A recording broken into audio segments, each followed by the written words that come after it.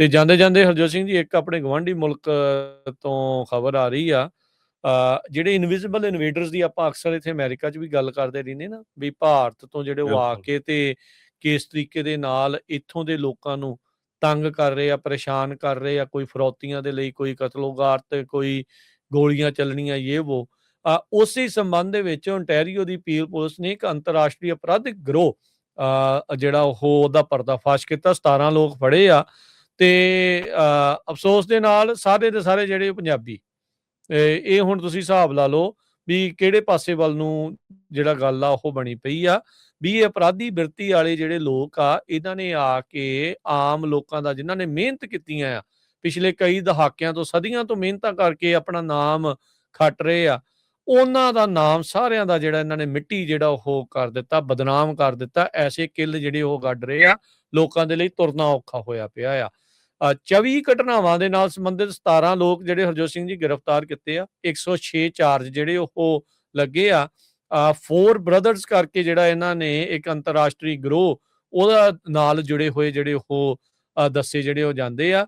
2025 ਦੇ ਵਿੱਚ ਇਹਨਾਂ ਦੀ ਜਾਂਚ ਜਿਹੜੀ ਹਰਜੋਤ ਸਿੰਘ ਜੀ ਸ਼ੁਰੂ ਕੀਤੀ ਗਈ ਸੀ। ਪੀਲ ਪੁਲਿਸ ਨੇ, Ontario ਪ੍ਰੋਵਿੰਸ਼ਨਲ police, Canada border service agency CBSA, FBI ਤੇ ਫਿਨ ਟਰੈਕ, ਇਹਨਾਂ ਸਾਰੀਆਂ ਏਜੰਸੀਜ਼ ਜਿਹੜੀਆਂ ਉਹ ਸ਼ਾਮਲ ਸੀਗੀਆਂ।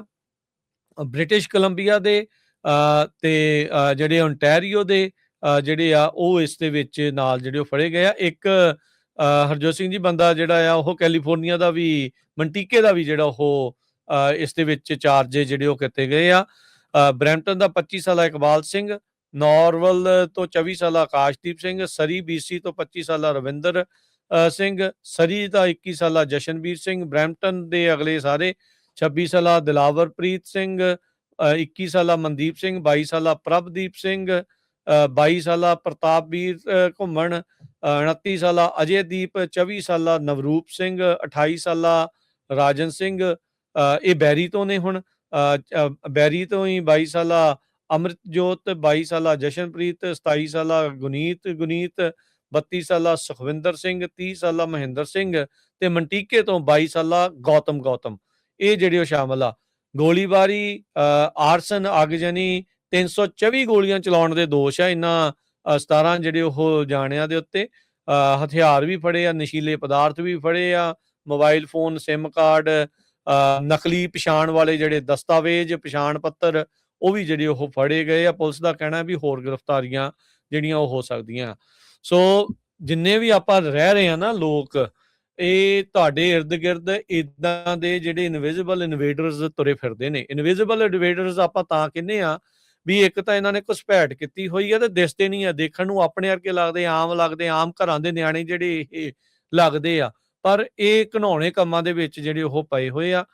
ਲੋਕਾਂ ਨੂੰ ਕਹਿ ਲਓ ਵੀ ਕਿਸ ਤਰੀਕੇ ਦੇ ਨਾਲ ਧਮਕੀਆਂ ਦੇ ਰਹੇ ਆ, ਗੋਲੀਬਾਰੀ ਜਿਹੜੀ ਉਹ ਕਰਦੇ ਆ, ਫਰੌਤੀ ਦੀਆਂ ਮੰਗਾਂ ਜਿਹੜੀਆਂ ਇਸ ਦੇ ਵਿੱਚ ਹੋ ਰਹੀਆਂ, ਚਾਹੇ ਉਹ ਕਾਰੋਬਾਰੀ ਆ ਤੇ ਚਾਹੇ ਉਹ ਆਮ ਭਾਈਚਾਰੇ ਦੇ ਜਿਹੜੇ ਲੋਕ ਆ, ਉਹਨਾਂ ਦੇ ਉਲਟ ਇਸ ਤਰੀਕੇ ਦੇ ਜਿਹੜੇ ਲੋਕ ਆ ਉਹ ਆ ਕੇ ਜਿਹੜੇ ਆ ਉਹ ਲੋਕਾਂ ਨੂੰ ਤੰਗ ਪਰੇਸ਼ਾਨ ਜਿਹੜੇ ਉਹ ਕਰ ਰਹੇ ਆ।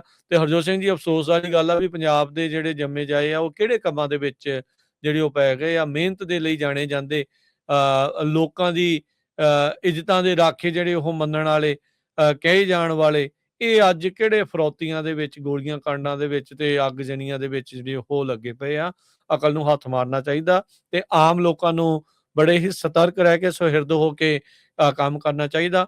ਜੇ ਕਿਸੇ ਦੇ ਉੱਤੇ ਵੀ ਤੁਹਾਨੂੰ ਕੋਈ ਸ਼ੱਕ ਆ ਵੀ ਉਹ ਇਦਾਂ ਦੇ ਕੰਮਾਂ ਦੇ ਵਿੱਚ ਲੱਗਾ ਆ, ਤਾਂ ਭਾਈ FBI ਦੀ ਟਿਪ ਲਾਈਨ ਦੇ ਉੱਤੇ ਤੁਰੰਤ ਜਿਹੜੀ ਉਹਨਾਂ ਨੂੰ ਕਾਲ ਕਰੋ, ਤਾਂ ਜੋ ਆਪਾਂ ਇਹ ਗੰਦਗੀ ਜਿਹੜੀ ਆ ਉਹ ਇੱਥੋਂ ਸਾਫ਼ ਕਰ ਸਕੀਏ ਜੀ। ਸੋ ਸਾਰਿਆਂ ਦੀ ਤੁਸੀਂ ਏਜ ਗਰੁੱਪ ਦੇਖ ਲਓ ਵੀ 21-22 ਸਾਲ ਤੋਂ ਲੈ ਕੇ 30 ਸਾਲ ਦੀ ਉਮਰ ਤੱਕ ਦੇ ਹੈਗੇ ਆ। ਸੋ ਇਹ ਵੀ ਆਹ ਕੰਮ ਮਿਹਨਤ ਕਰਨ ਦਾ ਹੁੰਦਾ, ਇਹ ਵਕਤ ਹੁੰਦਾ। ਹਰਜੋਤ ਸਿੰਘ ਜੀ ਦੇਖ ਲਓ ਕਿਹੜੇ ਕੰਮਾਂ ਚ ਪੱਗਾਂ ਵਾਲੇ ਵੀ ਹੈਗੇ ਆ। ਪਿਛਲੇ ਹਫ਼ਤੇ ਇੱਥੇ ਵੀ ਫੜਿਆ ਇੱਕ ਕਾਰਾਂ ਚੋਰੀ ਦੇ ਮਾਮਲੇ ਦੇ ਵਿੱਚ। ਸੋ ਬਹੁਤ ਜ਼ਿਆਦਾ ਜਿਹਦੀ ਬਦਨਾਮੀ ਹੋ ਰਹੀ ਆ ਆਪਣੀ ਕੌਮ ਦੀ। ਅਨਫੋਰਚੂਨੇਟਲੀ ਆਪਣੀਆਂ ਜਿਹੜੀਆਂ ਸੰਸਥਾਵਾਂ ਆ, ਆਪਣੀਆਂ ਜਿਹੜੀਆਂ ਆਰਗੇਨਾਈਜੇਸ਼ਨਸ ਆ, ਉਹ ਚੁੱਪ ਬੈਠੀਆਂ ਆ। ਪਤਾ ਨਹੀਂ ਉਹੀ ਵੇਟ ਕਰ ਰਹੀਆਂ ਜਦੋਂ ਤੱਕ, ਜਿੱਦਾਂ ਆਪਾਂ ਸੋਚਦੇ ਨਾ ਵੀ ਇੱਕ ਕਮਿਊਨਿਟੀ ਵਾਲੇ ਜਿਹੜੇ ਲੋਕ ਆ, ਆਪਾਂ ਉਹਨਾਂ ਦੇ ਲਾਗੇ ਘਰ ਨਹੀਂ ਲੈਣਾ ਹੈਗਾ, ਵੀ ਬਹੁਤ ਖਤਰਾ ਆ ਕਿਤੇ ਇਹ ਹਾਲ ਸਾਡਾ ਸਾਰਿਆਂ ਦਾ ਨਾ ਬਣ ਜਾਏ। ਕਮਿਊਨਿਟੀ ਨੂੰ, ਆਪਣੀਆਂ ਸੋਸ਼ਲ ਆਰਗੇਨਾਈਜੇਸ਼ਨਸ ਨੂੰ, ਗੁਰੂ ਘਰਾਂ ਦੀਆਂ ਕਮੇਟੀਆਂ ਨੂੰ ਇਸ ਬਾਰੇ ਬੜਾ ਸੀਰੀਅਸਲੀ ਸੋਚਣਾ ਚਾਹੀਦਾ ਆ ਕਿ ਆਪਣੀ ਕਮਿਊਨਿਟੀ ਤੇ ਬਹੁਤ ਛੇਤੀ ਇੱਕ ਬਹੁਤ ਵੱਡਾ ਜਿਹੜਾ ਟੈਗ ਆ ਉਹ ਲੱਗ ਜਾਣਾ, ਜਿਹੜੀ ਲੱਗ ਰੋਜ਼ ਹੀ ਦੀ ਰਿਹਾ ਇੱਦਾਂ ਦੀ ਆ ਖਬਰਾਂ ਹਰਜੋਤ ਸਿੰਘ ਆਉਂਦੀਆਂ ਜੀ। ਲੱਗੇ ਰਿਹਾ ਆ। ਤੇ ਫਿਰ ਸਾਰਿਆਂ ਨੇ ਜਿਹੜਾ ਆ ਆਪਾਂ ਰੋਣਾ ਆ ਵੀ ਭਾਈ ਆਹ ਹੁਣ ਗੱਲ ਹੋ ਗਈ ਹੈਗੀ ਆ। ਉਸ ਤੋਂ ਪਹਿਲਾਂ ਜ਼ਰੂਰ ਸਾਰਿਆਂ ਨੂੰ ਰਲ ਕੇ ਜਿਹੜਾ ਆ ਕੋਈ ਐਕਸ਼ਨ ਲੈਣਾ ਚਾਹੀਦਾ ਹੈਗਾ ਆ। ਇਹਨਾਂ ਬੱਚਿਆਂ ਨੂੰ ਸਮਝਾਉਣਾ ਚਾਹੀਦਾ ਵੀ ਭਾਈ ਤੁਸੀਂ ਜਿਹੜੇ 100 ਸਾਲ ਤੋਂ ਜਿਹੜੇ ਆਪਣੇ ਬਜ਼ੁਰਗ ਇੱਥੇ ਆਏ ਸੀ 25-25 ਸੈਂਟ ਤੇ ਜਿਹੜੇ ਕੰਮ ਕਰਦੇ ਸੀ, ਉਹਨਾਂ ਨੇ ਕਦੇ ਇਦਾਂ ਦਾ ਕੰਮ ਨਹੀਂ ਕੀਤਾ। ਉਹਨਾਂ ਨੇ ਗੁਰੂ ਘਰ ਬਣਾਏ, ਇੰਨੀਆਂ ਆਰਗੇਨਾਈਜੇਸ਼ਨ ਬਣਾਈਆਂ, ਤੇ ਹੁਣ ਆਪਾਂ ਕਿਉਂ ਜਿਹੜਾ ਆ ਇਹ ਅੱਜ ਕੱਲ ਤਾਂ ਜੌਬ ਵੀ ਲੱਭਣੀ ਬੜੀ ਈਜ਼ੀ ਆ, ਬੜੀਆਂ ਜੌਬਾਂ ਬੜੀਆਂ ਈਜ਼ੀ ਆ, ਕਰਨੀਆਂ ਵੀ ਈਜ਼ੀ ਆ। ਤੁਸੀਂ ਉਹ ਮਾਹੌਲ ਸੋਚੋ ਜਿਸ ਟਾਈਮ ਦੇ ਉੱਤੇ ਆਪਣੇ ਬੰਦੇ ਕੈਨੇਡਾ 'ਚ ਜਾਂ ਅਮਰੀਕਾ 'ਚ ਆਏ, ਘੋੜਿਆਂ ਦੇ ਤਵੇਲਿਆਂ ਵਿੱਚ ਰਹਿੰਦੇ ਸੀ, ਆਟਾ ਵੀ ਨਹੀਂ ਮਿਲਦਾ ਸੀ, ਮਕਸੀਕਿਆਂ ਵਾਲੀਆਂ ਜਿਹੜੀਆਂ ਰੋਟੀਆਂ ਖਾਂਦੇ ਸੀ, ਤੇ ਗੁਰੂ ਘਰ ਵੀ ਕਦੇ-ਕਦੇ ਜਾ ਹੁੰਦਾ ਸੀ ਉਹਨਾਂ ਤੋਂ। ਪਹਿਲਾਂ ਉਹਨਾਂ ਨੇ ਗੁਰੂ ਘਰ ਬਣਾਏ, ਫਿਰ ਵੀ ਉਹਨਾਂ ਦੇ ਕਿੰਨੇ-ਕਿੰਨੇ ਸੈਂਟਾਂ ਤੇ ਉਹ ਕੰਮ ਕਰਦੇ ਸੀ। ਕਦੇ ਉਹਨਾਂ ਦਾ ਇੱਦਾਂ ਦਾ ਕ੍ਰਿਮੀਨਲ ਹਿਸਟਰੀ ਨਹੀਂ ਆਈ ਹੈਗੀ।